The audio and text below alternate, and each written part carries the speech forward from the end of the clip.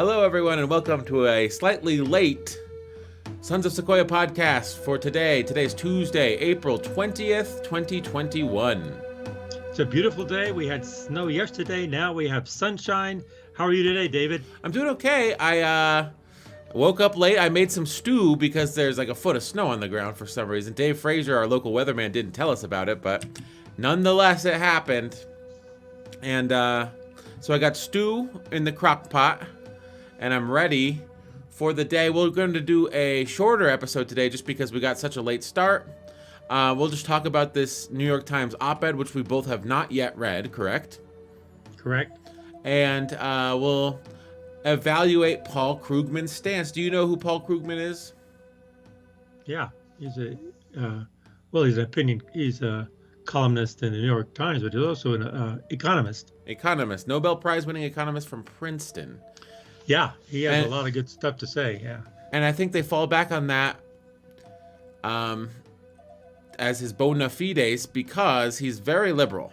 That might be one reason why he's writing for the New York Times. So keep that in mind. He's a liberal economist, and people sort of like to discount what he says because he's so liberal.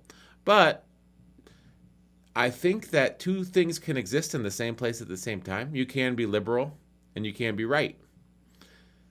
And I also think you can be a Nobel Prize winning economist from Princeton and be wrong. So you have to evaluate what people say based upon the merits of what they're saying. You should listen to everybody, both sides, all sides. That's one thing that we haven't done in this lately. But listen to all sides. Listen to both sides. Don't believe them, but ask questions. Mm-hmm. And try to understand what they're saying, but ask questions and try to understand what's going on, not just one side, both sides, and everybody's side. So yeah. This, whether you're right or left or conservative or liberal or whatever, you try to understand people. Definitely. And I forgot, of course, to update the title of the stream. Let me see if I can update it on the fly. I screwed up. Let me grab it. Wow.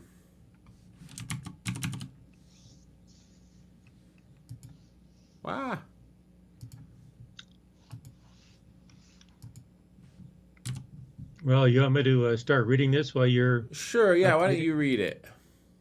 Okay. What's the secret of Biden's success? The president's party is finally comfortable in its own skin. Let me enlarge this a little bit. Okay. Stop me if you've heard this one before. A new Democratic president has inherited a nation in crisis. His first major policy initiative is a short-term relief bill intended to lead the way out of that crisis. He follows that bill with proposals to address longer-term problems and, if possible, to change American society for the better. His party holds majorities in the House and the Senate, but both of his initiatives face scorched earth opposition from Republicans. I could be describing the early months of either the Obama administration or the Biden administration. But there's one huge difference between them.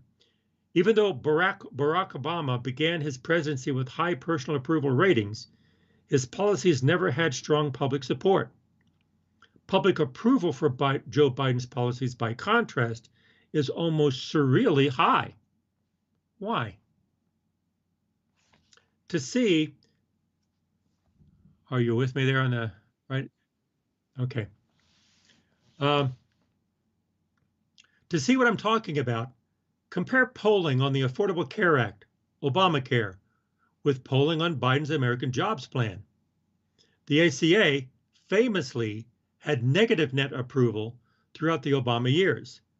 Its image didn't improve until the Trump administration tried to kill it, and even then it faced overwhelming disapproval from Republican voters. By contrast, Americans approve of the jobs plan by huge margins, while elected Republicans are dead set against Biden's proposal. Republican voters are net supported.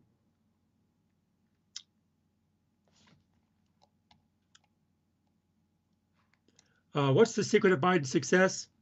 Part of the answer, surely, is identity politics. let's be blunt here. The modern version of, quote, only Nixon could go to China, end quote, may be, quote, only an old white guy can sell a new deal, end quote. Another factor working in Biden's favor is the closing of professional Republicans' minds. Even before conspiracy theories took control, Republican politics were living in a mental bubble. In many ways, the modern GOP is more like a cult than a normal political party. And at this point, Republicans seem so deep in the cult that they've forgotten how to talk to outsiders. When they denounce every progressive idea as socialism, declare every center-left politician a Marxist, rant about job creators, and insist on calling their rival the Democrat Party, they're talking to themselves and persuading nobody. If you want to see Republican tone deafness in action, look at Senator Marsha Blackburn's recent attack on the jobs plan. It's not really about infrastructure, she proclaimed. Why? It would spend hundreds of billions on elder care. And she apparently imagined that voters would see helping the elderly as a bad thing.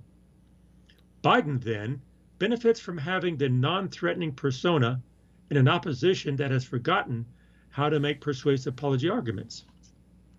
But the popularity of Bidenomics also reflects the effectiveness of a party that is far more comfortable in its own skin than it was a dozen years ago.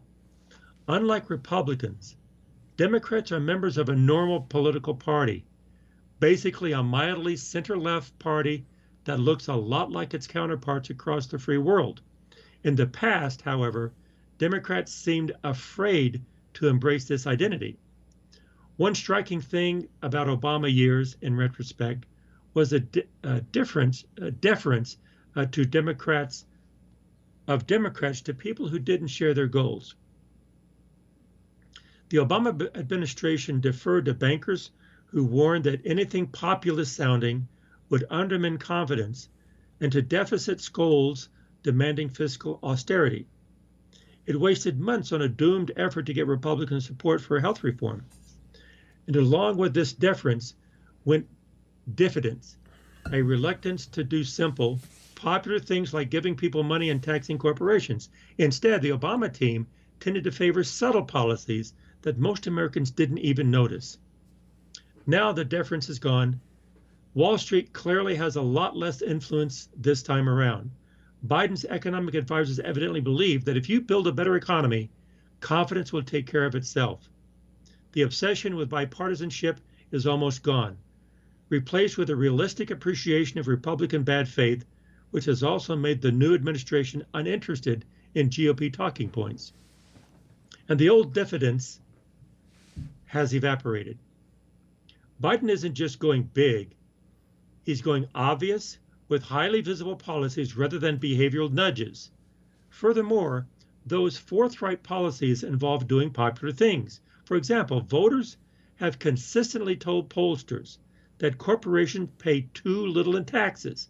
Biden's team, buoyed up Trump tax cuts failure, is willing to give the public what it wants. So Biden's 2021 isn't playing anything like Obama's 2009, and Republicans don't seem to know what hit them. Of course, polls may change. Public support for the Obama stimulus, never very strong, plunged in the face of a sluggish economic recovery. Voters might sour on Bidenomics too if the economic disappoints.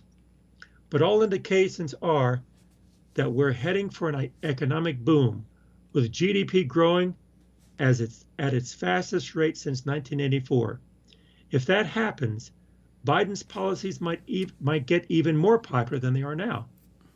How all of this will translate into votes remains to be seen, but early indications are that Biden has achieved what Obama never did, finding a way to make progressive policies truly popular. Okay, let's discuss. Go for it, David. What's your initial reaction? Well, my initial reaction is, yeah, he's observing, he's making arguments, but from my feeling, I'm not in political science or politics, but my feeling was his arguments is from a perspective, not necessarily from the facts. He's using the facts to support his perspective, which is not wrong, but there was no two sides to this. It was saying this is what they're doing wrong, here's what they're doing right, this kind of thing.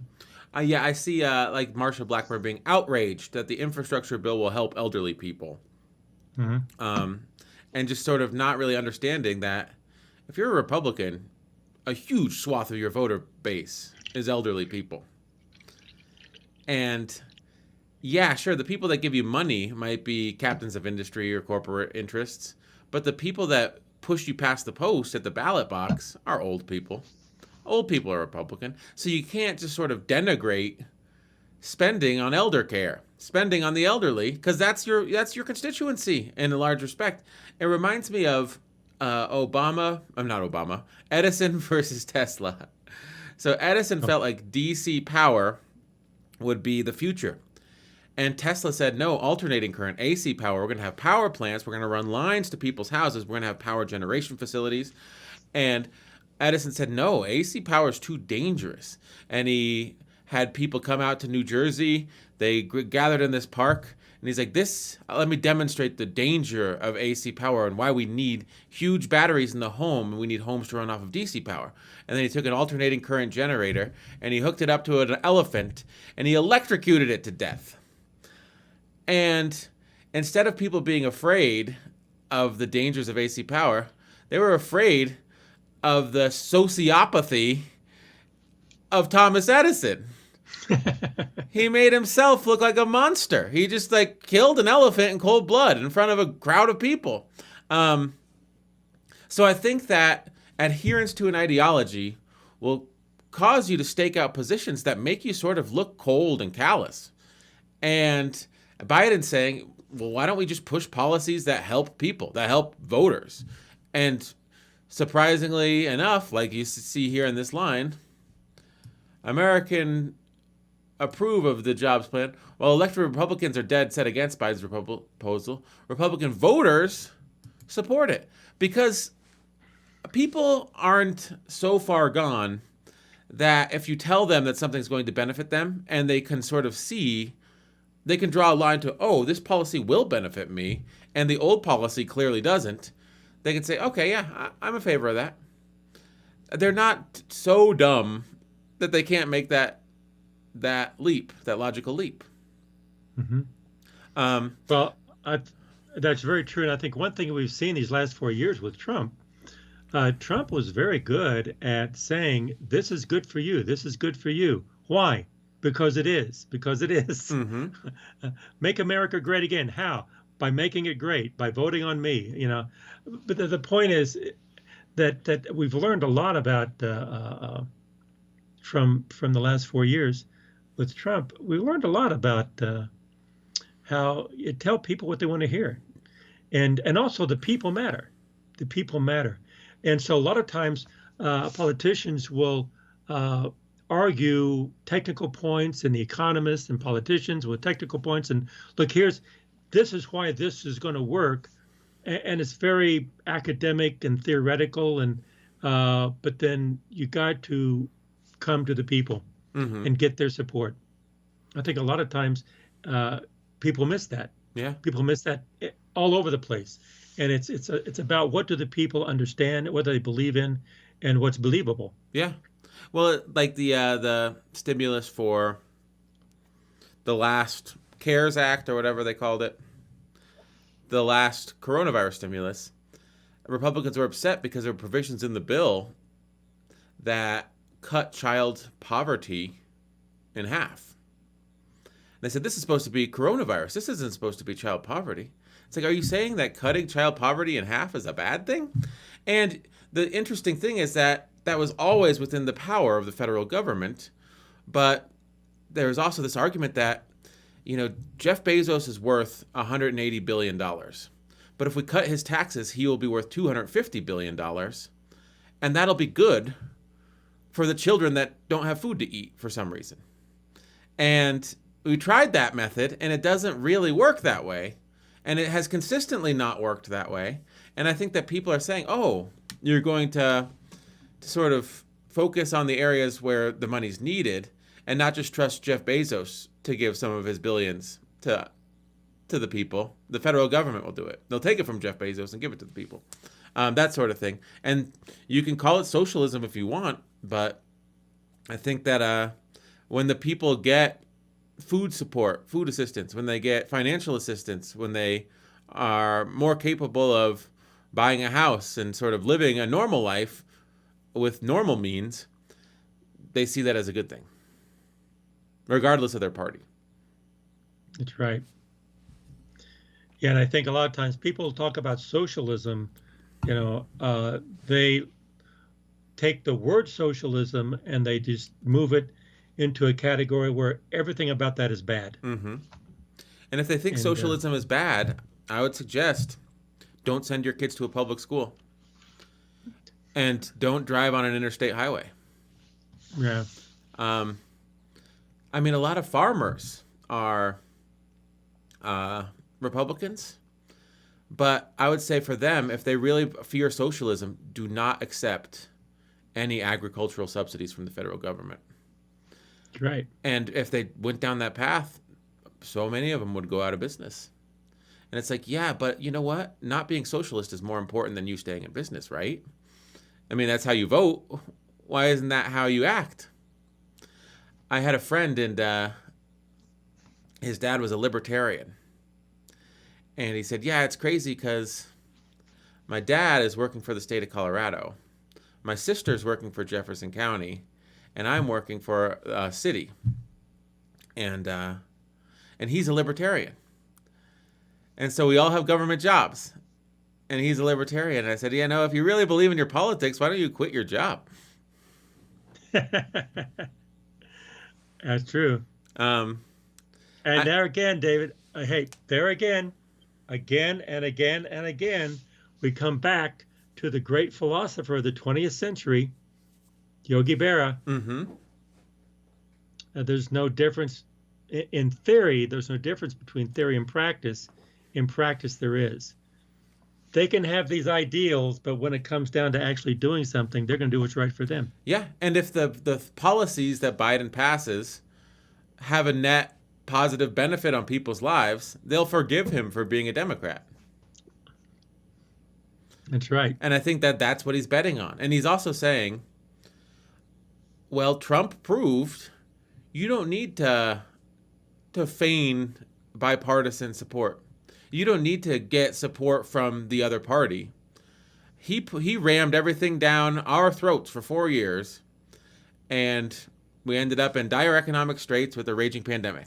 It's like, so now that we have control of both houses and the presidency, let's do the same thing. And the interesting thing will be, let's make the people accept what we do because it's a good thing to do, not because it's a democratic policy. That's sort of the gambit that they're running. I kind of agree with that too. And I don't know if this applies, but I remember back in the 60s that people was asking for money to support the Democratic Party because they were really spiraling down, and the Republican Party is very strong. Mm-hmm. Well, now we see almost it's changing, and the Republicans trying to protect themselves from spiraling down, and the Democratic.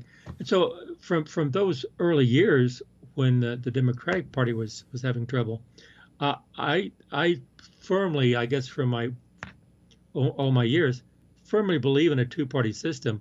Whether you agree with the other party or not, somehow you got to have debate. Now, sometime if a party shouldn't be there, replace it with another party or something, but there should be debate back and forth. You should always have someone questioning everything you're doing.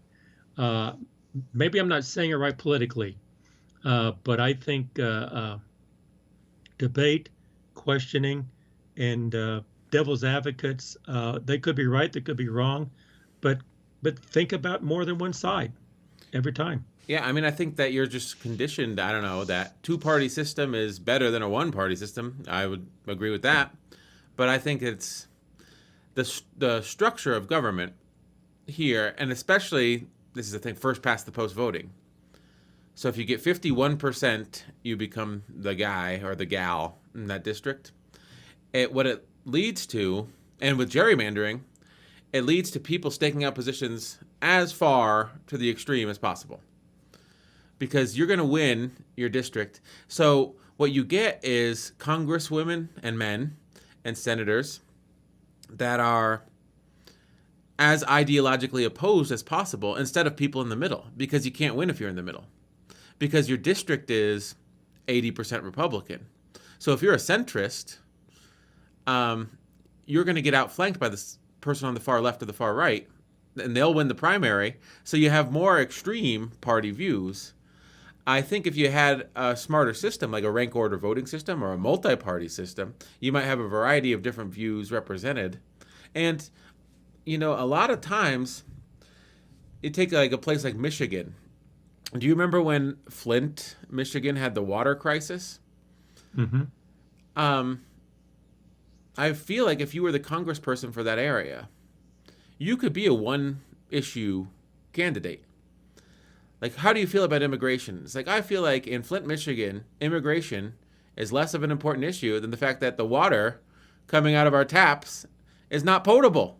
Like, that is the one thing we need to fix. Like, we need federal help to do that. We need to fix our reservoirs. We need to fix our water delivery system. We need to fix our water purification plants. And we need federal money to do that because the state's not offering it. You could be a one-issue candidate. And the thing is, that's local leadership, you know? But I don't think that anyone emerged like that. I'm not sure. I think Flint is probably a Democratic district. They probably ran on Democratic talking points. They had to toe the Democratic Party line. So their people are less well served because of a two-party system than they would be if they weren't married to, you know, carrying forward the party's platform.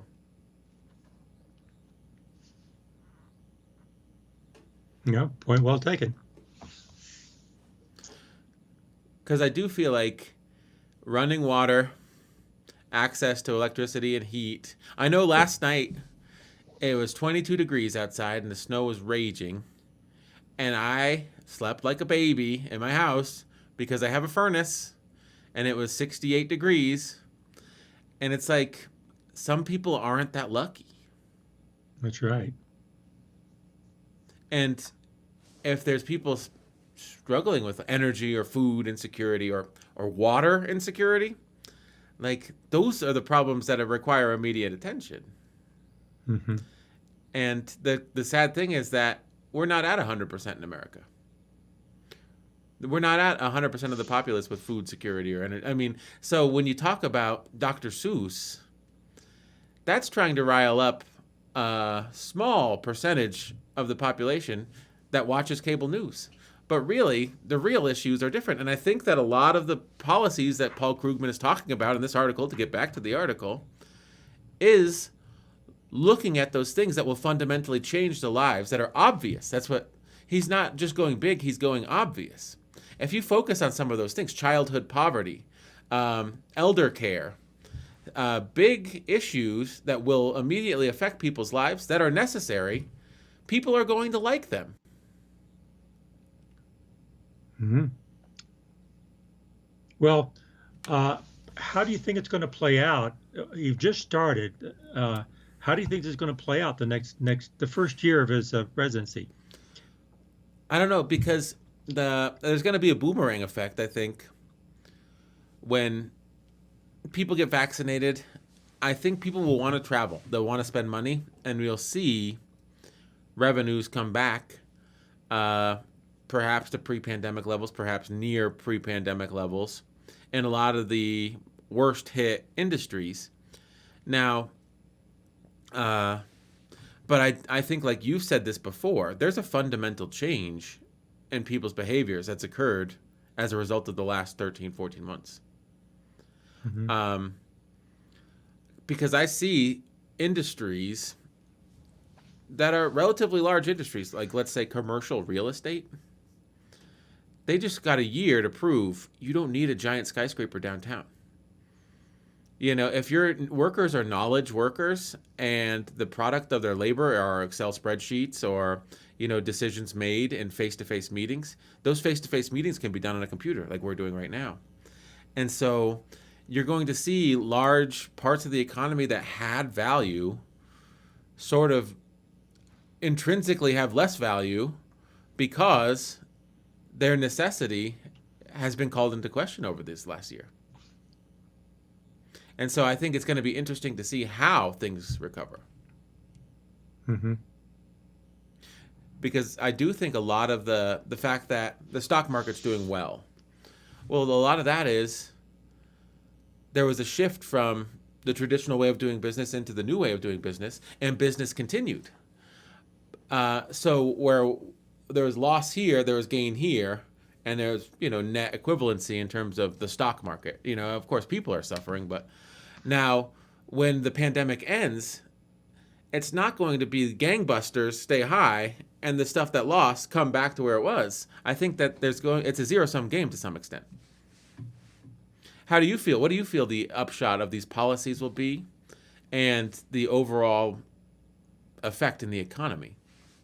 Well, first of all, you mentioned the recovery and people's behavior. First of all, let me address that. I think what happened when the pandemic hit, there was a shock wave that went through, like, oh no, why do we do this? And so the shock of being quarantined or having people starting to die around you, and people, almost everyone has someone that they know of that died, either a relative or a friend or an acquaintance, and so it affects everybody. And so, how do you deal with that? How do you deal with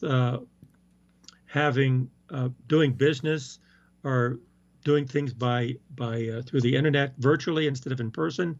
It's changing how we interact. So that's a big change this last, as you say, 13, 14, 15 months. But now the shift, in other words, how do we deal with that? Well, we've dealt with it. But now the shift is, now that we're here, we were here, now we're here. Now the question is, how is that recovery going to happen? How will the recovery progress? It's not just going to. It's not an elastic type of a response here. It's not going to right back where it was. Mm-hmm. It's going to take a different path. What is that path? How will that happen? And that's not unrelated to Biden's policies. No, because the people, when they start coming back, and like you said, they're going to want to travel because they're antsy about being home and can't do this, they can't do that. Americans are very independent, and that's why we make things happen. But then, how is that going to be played out with these policies coming top down from the federal government? Mm-hmm. How is that going to affect state policies? And the state policies are going to start opening things up early. And so how will the federal government, with Biden's policies, support the state policies in opening up? And when that starts opening up, how will people respond to that? Mm-hmm. And so people are going to be responding for their freedom, but they're not going to They're not going to go back to where they were. They're going to maybe be a little bit more cautious about is this. Some people are going to go back. Some people want to go back to where it was. Mm-hmm. Well, the way it was, we were vulnerable to a pandemic, so they'll want to go back. The businesses and the industry are part of our economic society. They'll want to go back, but not to where they're vulnerable like they were before. They want to go back to where they can have mitigating type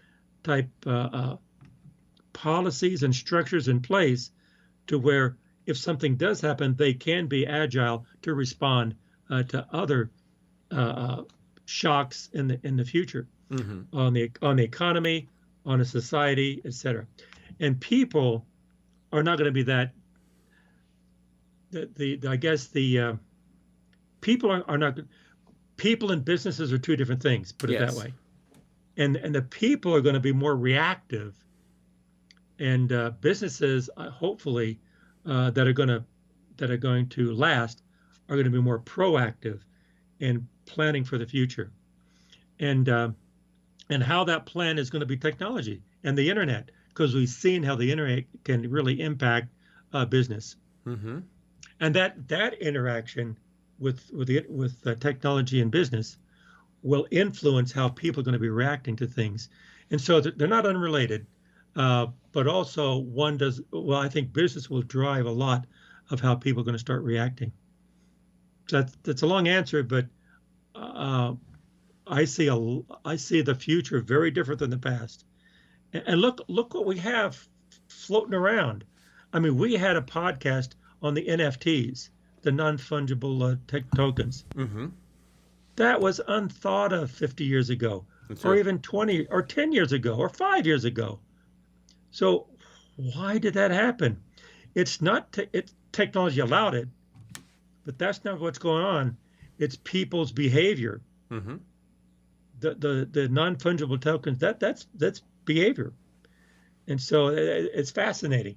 And so those kinds of sociological and psychological behavior, I think it's going to start morphing and into different type of recovery in our society. I think that's one thing. That's domestic society. I think the other thing is going to be global societies. I think the way we interact with other countries is going to be changing. The way the federal government reacts with the state government is one thing, and how the state government reacts with municipalities internally, that's one thing. But how the federal government is going to react internationally, it's not going to be the same as before, because the last 4 years we're pulled out of, we can start talking about international politics, right, David? Yeah, but I think that's not the thrust of this article is his domestic policies. It is, but what I'm getting at, what I was implying, is that it's true. But why do these domestic policies, why are they taking hold? Because what has happened in the past, what's happening today, that's why they're taking hold. Well, that same impetus and the same forces that are making this happen are also global. Yeah, that's all I'm saying. I think that's a discussion for another time. Yeah, I think also though it's like, the pandemic hit and the Trump administration was like, what tax cut can we pass? On the wealth, can we cut the wealthiest Americans' taxes somehow to make this better? And the answer was no. And so Biden gets into power and it's like, okay, well, how do we ameliorate the problems of, food insecurity, of energy insecurity? It's like, we're going to need basically a New Deal. That's what he's saying in the first paragraph. Only an old white guy could propose a New Deal. Obama couldn't do it because he's a radical socialist. But this guy, he's been a moderate his whole life. And he's saying, listen, I'm 78 years old. I'm white. You can trust me. We're going to beef up social programs. Maybe not to the level that they were under Lyndon Johnson, but certainly more than... And, in Congress, it's like, no, you do not tax the rich and sort of ensure a social safety net. You give the rich the benefits of any gains in the economy and hope that they take care of the poor. And that's just two different... I think that people know that Amazon is not going to take care of them. So when the government says, oh, here's a $1,400 check, oh, here's food stamps, oh, here's enhanced unemployment benefits, people say, okay, well, that's more real than Jeff Bezos wanting to build a rocket ship to Mars. That helps me more. Food stamps so I can buy potatoes helps me more than Jeff Bezos putting reverse thrusters on his rocket ship that he's building to Mars. Let me ask you a question, David. Mm-hmm. Is it correct to frame this, what's happening with Biden, is moving from a view on an economic impacts of federal decisions to Biden's impacts on the people, social impacts, going from economics to what the people need? I think so. I think that one of the biggest problems for the Republicans is that their constituency is very different from their base. So the people that they need for them to win elections are not the people whose interests they represent once they're elected. That's why you hear so much issue about transsexuals' bathrooms or Dr. Seuss. That sort of gets people enraged so that they vote Republican. But the thing is, the economic policies that will be introduced will be almost across the board not in the favor of the people that got enraged about the transsexuals in the bathrooms. And so, what does government do? Well, the government didn't take action on transsexual bathrooms during Trump's administration. That was just something to get the people riled up. What they did was they passed huge tax cuts for the wealthiest Americans because that's their constituency. They may not be their base, but that's their constituency. That's who they're ruling for. And so that disconnect, sometimes at some point you got to pay the piper. And these people will say, well, I voted Republican, but when a Democrat gets in office, all sorts of policies get enacted that actually favor me. Like, maybe I should reevaluate. I mean, you won't, because I think it's so dogmatic these days. It's like, everyone at the Presbyterian church looks like they're having a lot of fun at the potluck. And I'm here at the Baptist church getting my fingers wrapped by the Catholic school, getting my fingers wrapped. Like, I wish I could be a Presbyterian, but you are not allowed to be because it's more orthodoxy now than actual policy. You know what I mean? Mm-hmm. Mm-hmm. Yeah, it's been that way. Well, it's always been that way, but I think it's been accelerated. Very much accelerated the last 4 years to where us and them, the A group and the B group and the C group, and you're in that group. You're not a person anymore. You're a label. Mm-hmm. And that's pretty much where we've gone. And Democrat is a label. Yeah. It's not a person. Liberal. It's not. The left, the right. I don't. I know that a lot of people use that, but when someone is on the right, and I just used it myself. If someone's a Republican, and they say, "What's the deal with this?" and they say, "Well, the deal is that the left wants this," it's like I immediately stop listening to them. And if someone asks a Democrat, "Well, what's the deal with this?" Well, the deal is that the right. It's like it's not a homogenous group. No. Like I said, there's a difference between a Republican constituency and a Republican base. And I think what's infuriating, for a lot of political scholars, is that the Republican base is very not benefited by Republican policy.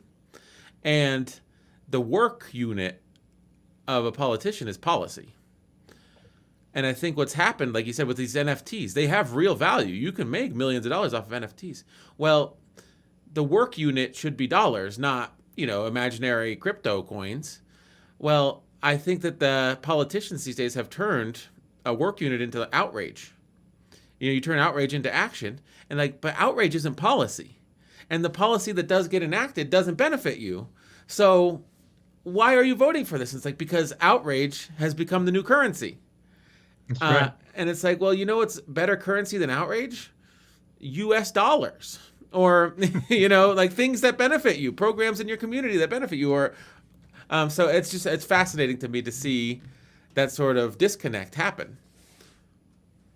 But what's fascinating, David, is outrage has worked. Mm-hmm. It has worked for the last 4 years. And it was accelerated. It was promoted. It grew to the point where January 6th, they stormed the Capitol. So it's not just a philosophical entity. It's something that's real. Mm-hmm. Something that's very, very real. And it's kind of sad. Yeah, I don't like labels because you this is the left, this is right, this is Democrat. You have a label, and then you can denigrate the label. Like when you say the Republicans or the right, even if you say the Republicans, which is more accurate than the right, are you talking about the average Republican voter? Or are you talking about a Republican congressperson? Because as we see in the article, elected Republicans are dead set against policies that the voters support. So when you say the right wants this, it's like, are you talking about the right in terms of the Koch brothers. I know one of the Koch brothers died. You know, these captains of industry that are sort of channeling funding into the Republican Party? Are you talking about members of the rank and file in the Republican Party itself that are legislators? Are you talking about Republican vote? Those are three different and distinct subsets of people. And it's the same on the left. We said the left wants a culture war, that, you know, everybody's racist. And it's like, that may be some people on the left that sort of promote that agenda. But some people on the left, like Bernie, they want strong labor unions. They want higher taxation of corporations and to use those, you know, revenues to go back to the people. And it's like, that's not a race issue for him. It's a fundamental how he views the administration of government. So, I mean, there's different factions within each party. So when you use a label, then you can start talking about the label, and then once you put a label on someone, you've identified that person with all that description on your label. Mm-hmm.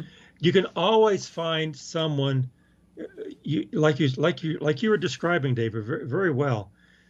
You create a label, you put someone in there. Well, the label already has all of these descriptions. All those are tacked onto this person, which may not be true. It's almost like when you say the left wants this or the right wants this, the next thing out of your mouth is going to be a straw man argument. Straw man argument. That's right. And that's why labels are so dangerous when they start saying, "Well, what are you? What are you?" Mm-hmm. It says, "I'm a person. Yeah. I'm a person that loves America, and I'll do what I think is right, no matter what it is."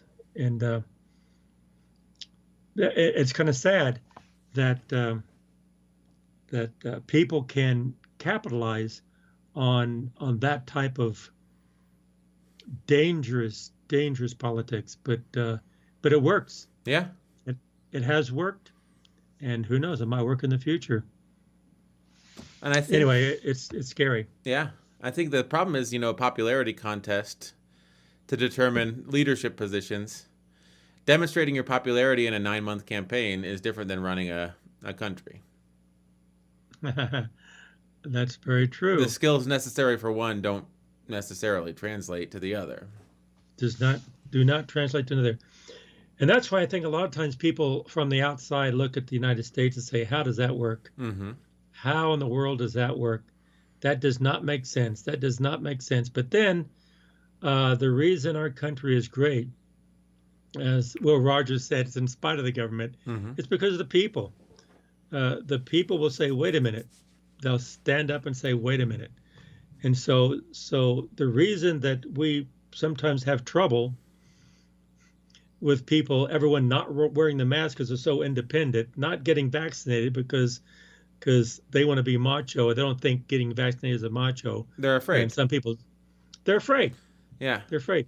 They're individualistic, but it's the same reason why we are great in the country. Yeah. Because they will do what's right. They may do what's wrong, but they'll do what's right. Again, it's not plus or minus. It's a spectrum. But we do need collective action on epidemiologic mitigation.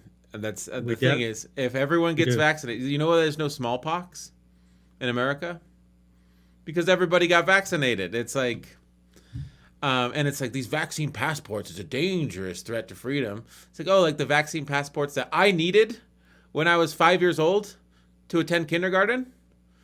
I needed to be vaccinated for measles, mumps, and rubella. I needed, my booster shots, and the public schools required those.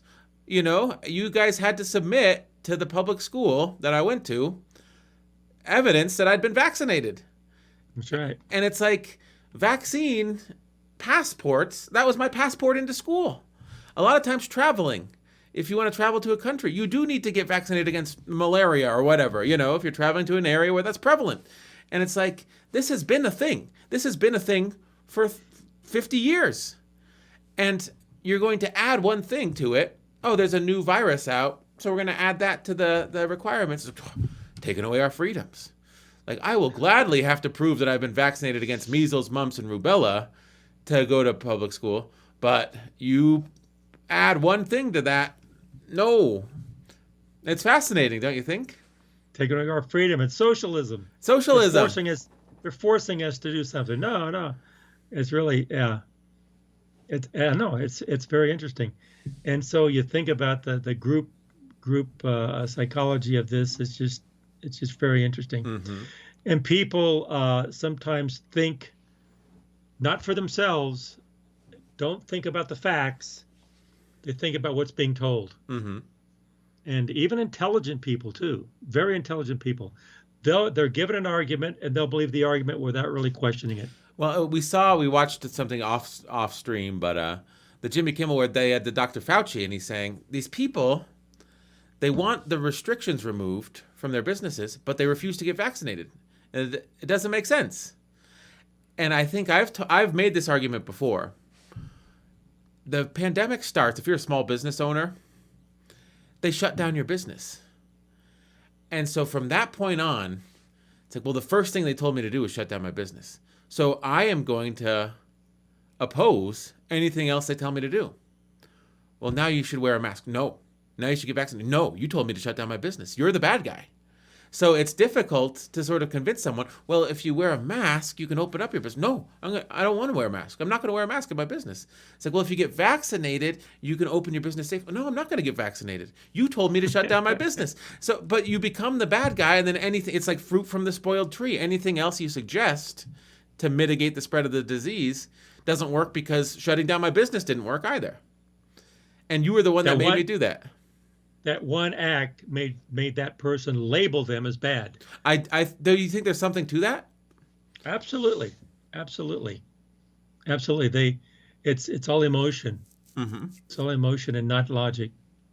It says, oh well, even someone who does make a bad decision. Okay, just philosophically, hypothetically, somebody even who does make a bad decision. Well, does that mean every decision they make after that is going to be bad? No, they may see the error of their ways. Oh, no, that's not right. Let me do this. Well, if you label them as bad, then even a good decision would be bad to you, and you won't accept it because it would have been good for you. That's exactly what we're seeing, mm-hmm. what we've been seeing. It's a good point, David. Very good point. It's fruit from the spoiled tree. And you know what? I don't think we're going to solve this problem, so I think I'll cue up the music, okay? We've done enough. We got about 2 minutes to wrap this up. So my question is, Joe Biden, what's the secret of his success? That's the article we looked at. I think the secret of his success is that there was a lot to do and nobody was doing it. And so he came in and it would be difficult to do too little because there was so much to do. So he's chosen to do the obvious things, and people are like, oh, wow, there's agency and efficiency and effectiveness in government again. It may not be the exact policy I would advocate, but I prefer that over grievance. I think that's the secret to his success as far as I'm concerned. Well, I think what's the secret of Biden's success is that the story of history is change. Story of politics is change. Story of America is change. Whatever you have is going to be changing. And so Biden is changing from Trump. The question is, who's going to change from Biden? Is it going to be better or is it going to be worse? And so I think Americans have to wake up and be informed and care. So you got the music playing, David? It's playing. Okay, hey, let's close this out, okay? Okay. It was a good discussion. Thank you for your comments, David. They were excellent. But, I think Senza Sequoia wants to say, keep on talking, but listen more than you talk, and try to understand what the other person is saying. We'll see you next time. Goodbye.